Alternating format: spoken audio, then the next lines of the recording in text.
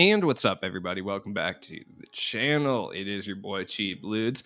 I almost forgot the intro. I took a day off yesterday, which I almost never do. I didn't do anything important. I just played Deathloop all day. If you're interested in a long form review of the game Deathloop, check out the stream later. I'll definitely be reviewing it for a little bit because I had a great time with the title. Now, we got some new stuff in 2K today. I'll go over and talk about it real quick. If you guys are not aware, we do have a free Terry Rozier Moments Agenda card. He's a really solid diamond. He plays almost no defense. You can give him a few defensive badges, but off the rip, he has basically every shooting badge, every playmaking badge, no defensive badges. Plus, he has base 107, so he does have like the same release as Jordan Clarkson. Now, I got a little scared when I first saw this. I'll be the first person to say it because I thought they were going to be player locked, but they're not, thankfully. Get 14 assists with Nets players over multiple triple threat or triple threat online games. Obviously, triple threat is going to be the superior place. Unless you're on next gen, it's probably easier to do it on triple threat online. Get 5 blocks with Hawks players over multiple games, right? So let's just go over guys that are cheap that you can use for these things, right? 14 assists with Nets players. Realistically, you can do that with anyone. If you really want to, what Nets players do I have? I don't know, to be honest. Yeah, if you have James Harden, he would work really well. If you want to go even cheaper than that, Karis LeVert, he's a very good ball handler. You can get him for almost nothing. I don't think this is going to cause Nets players to really spike in value. What I would recommend doing is just running 3 Nets players in a game of triple threat offline and then just getting the assists. You know what I mean? Now, as far as the Hawks big men that you can get blocks with, or anyone that will get you blocks, Cam Reddish, Dunktober Cam Reddish is actually pretty decent at hunting and getting blocks. If you don't want to go that route, honestly, someone like Theo Ratliff or like Tree Rollins and TTO can definitely hold it down because you're going to get matched up with similar ranked cards, and them being golds should make the competition kind of terrible. So it should benefit you. Like Tree Rollins is massive, dude. He's like 7'1". He can't really do anything else but block. The 78 block rating is, I promise, very misleading. Like, he is overall super solid. If you want to run like 2 Nets players and then like Tree Rollins at center, you could probably get these 2 challenges done in record time. Oh, wait. All right. Wait, where'd you go? There we go. Get 1 double-double with Suns players in a single game. Just play rookie dom or whatever mode you want to. Should be easy.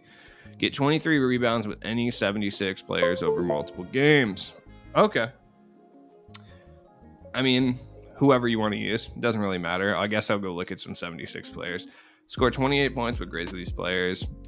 Score 109 points with Pacers players over multiple games. That one's kind of rough just because it takes time. Make 4 3-pointers with a power forward in a single challenge game. I'll talk about that one too in a second. Win 3 TT or TTO games using 3 Celtics players. Make 8 3-pointers with a shooting guard in a single game. Score 32 points with Hornets players over multiple TT or TTO games. Okay. Easy enough, realistically. If we're looking at kind of power forwards in general, like, let's just do power forwards, right? Some cheap guys that you can shoot threes with would be Paul Millsap. Paul Millsap's basically nothing, and he's got an 82 3-pointer. He's overall really solid. If you have Serge Ibaka, he can do that as well. If you were lucky enough to get Rui Hachimura, he can hold it down. Jay Crowder would be my other person that I would say is probably great for that. Robert Covington, these are all guys that are relatively cheap too. So, you can kind of hold it down. If you're looking for real cheap, you can get Lauri Markkanen for like nothing. And he sucks. I'll be the first to tell you that. But at the same time, like, he can hold it down too, Or Brian Cook. Brian Cook can shoot. Jabari can shoot. You realistically do this with anyone. If you got Robert Horry, yeah, you could definitely get it done with Robert Horry. Robert Horry splashes. Now, I'm not going to go too in-depth on these challenges, but I think they are very time-consuming, but they're definitely worth it. Look, it's a free card. Like, who cares, right? At this point, this is not going to make or break your roster for the most part, but this does definitely increase, a new player's team in general, for lack of a better term. I feel like there was a better way to say that, but it is what it is. I am tired. It's okay. Now, look,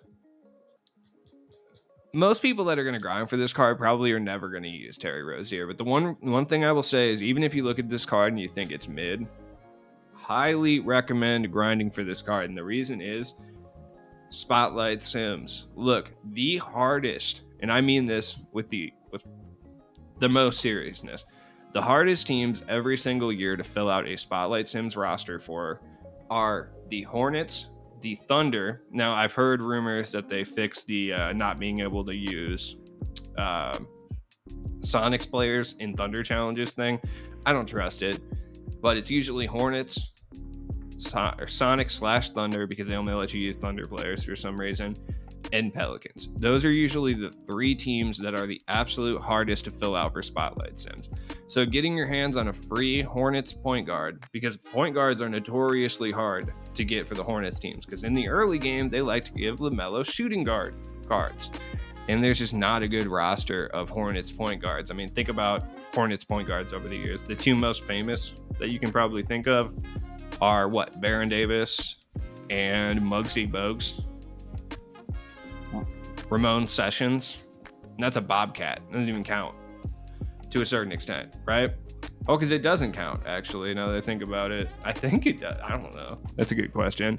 The Bobcats don't have a rich enough history for that to really be an issue. We're not getting any high tier Mecca for Adam Morrison cards. So, but that is why I would highly, in addition to the XP, just getting your hands on that Pelicans, that Hornets player is going to be key. Like, it's going to help later on down the line.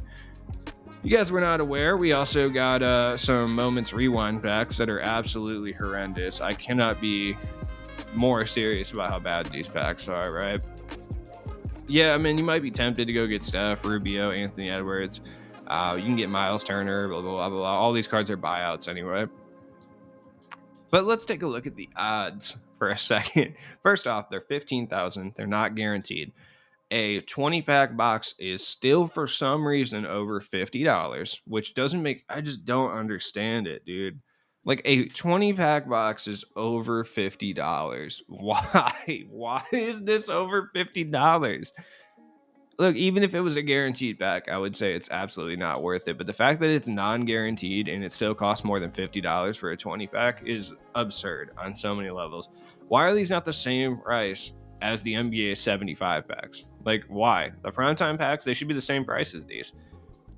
In honesty, they have worse odds too. They're non-guaranteed, still a sub 2% chance for a 95 plus rated player, only a 3% chance for a diamond.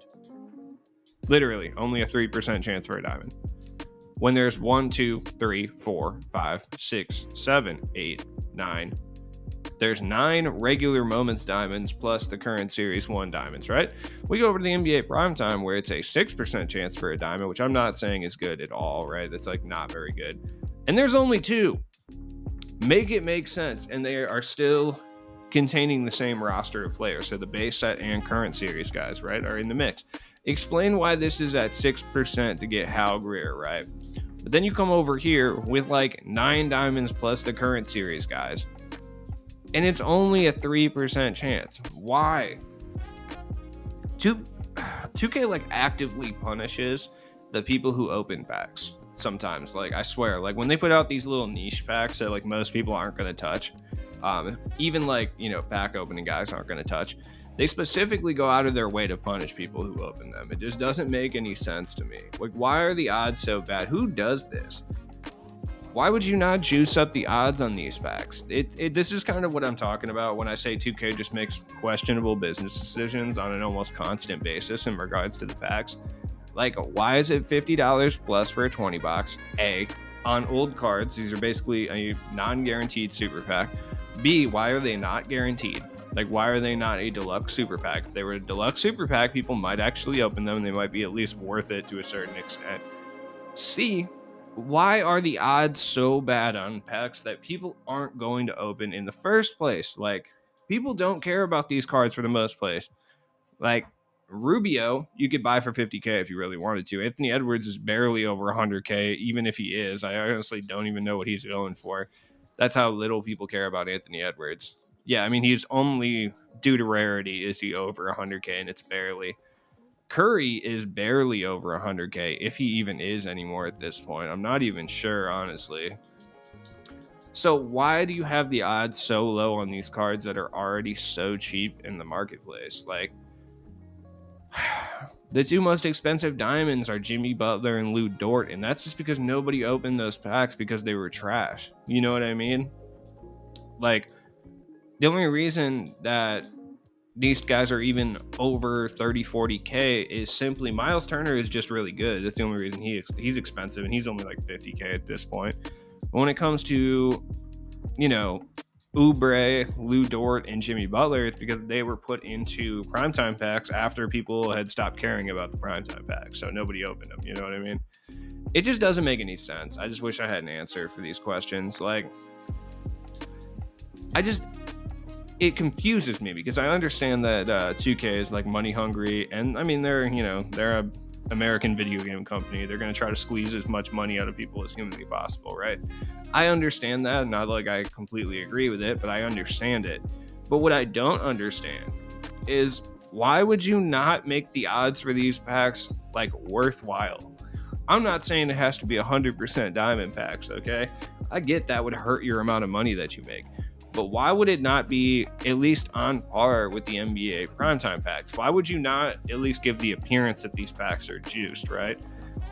Just put a 2% pink diamond rate. Who cares? Literally, who cares? These cards are all under 100K anyway, dude. Like, it literally doesn't matter. It's not going to drop the price that much. Like, trust me, I opened a bunch of the primetime packs when they were 3% with Curry and Rubio in them, and I only drew one Curry, out of like 50 packs or something. Like, it was like 20, but like still. And why would you not make the diamond percentage like 9%, 10%? Like, there's like 14 diamonds in these packs, like possible in the player pool. Why would you not raise it up? The fact that it only has a 25% 90 plus rated player is also crazy when you think about all the amethysts from base set 1 and current series in the mix, where comparatively, this only has a 15%, I guess, but it literally only has Paul Millsap, and there's an additional like 8 in here. It just doesn't make any sense, right? Like, it's confusing. As always, it's been your boy Cheap Ludes. You know what? Let's go ahead and just open one.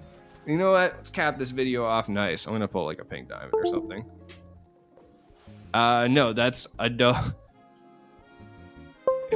yeah, absolutely under no circumstances open these packs. Like, do not. It's not worth it. Anyways, it's been your boy Cheap Ludes, and I will see you guys in the next one. I don't know if we're getting primetime packs later or what's going on. I don't ever think that it's wise to count 2K out in regards to monetization, so I'm guessing we're going to see some, but I'll be here when we do. Peace out.